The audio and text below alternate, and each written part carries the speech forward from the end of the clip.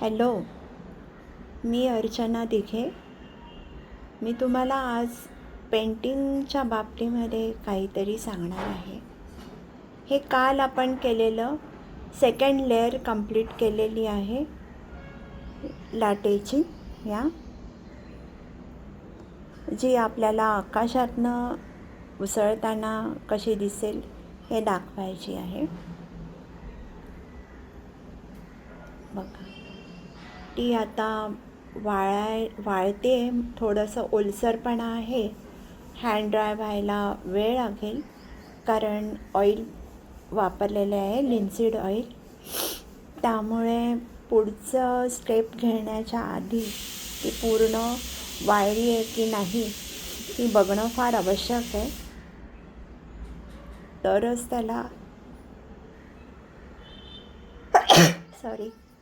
त्याला ट्रान्सपरन्सी येऊ शकते अनेक लेयर्स देताना. ही ऑइल पेंट्सची खासियत आहे. आता मी माझे ब्रशेस आणि कलर्स तुम्हाला दाखवते.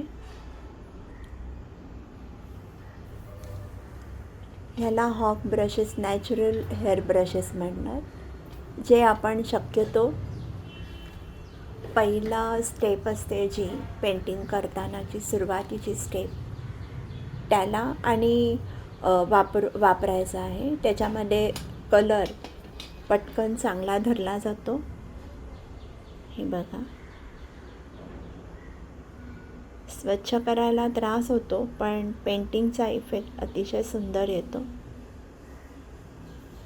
त्याचबरोबर काही वेळेला आपल्याला हे सिंथेटिक ब्रशेस, हे टेक्लॉनचे ब्रशेस आहेत, हे वापरले तर जास्त चांगलं. हे धुवायला, स्वच्छ व्हायला जास्त त्रास होत नाही. ते आपल्याला ब्लेंडिंगसाठी उपयोगी पडतात. पण ज्या वेळेला आपल्याला डिटेलिंग किंवा लेयर्स जसा वाढवतो आपण, काही वेळेला बारीक बारीक कामांसाठी म्हणून आपल्याला असे फिल्बर्न ब्रशेस सिंथेटिक आहेत, हे जास्त चांगले उपयोगी पडतात.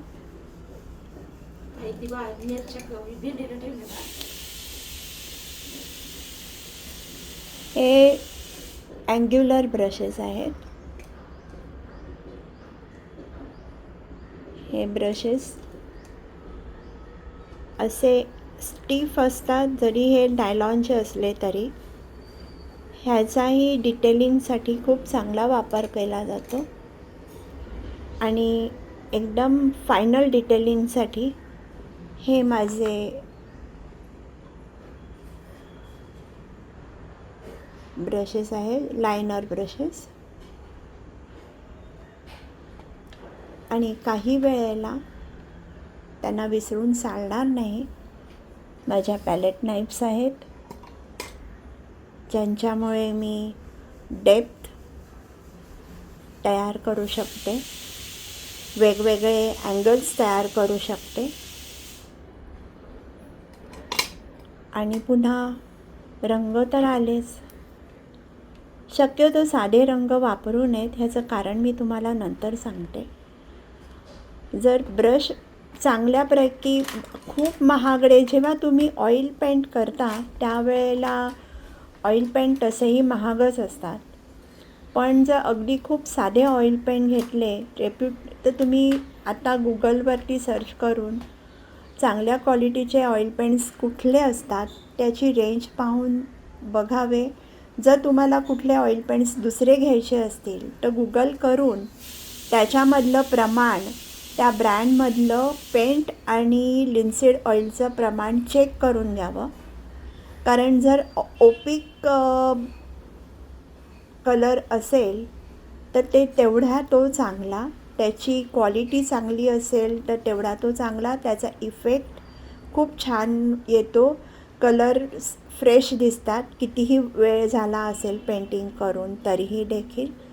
आणि ती कमी लागतो, मेनली तो कमी लागतो कारण आपल्याला ऑइल पेंटमध्ये ज्या प्रमाणामध्ये रेशो घ्यायचा असतो ऑइल आणि पेंटमधला, तर तसं तसं त्याचा मेन रूल आहे फॅट ओव्हर लीन, की पहिला थर असतो तो जाड थर घालायचा नसतो. पातळ थर घालत घालत ते जसे जसे हे होऊन जातात, काय म्हणतो आपण, की वाळत जातात, त्याप्रमाणे दुसरी लेअर वापरायची असते.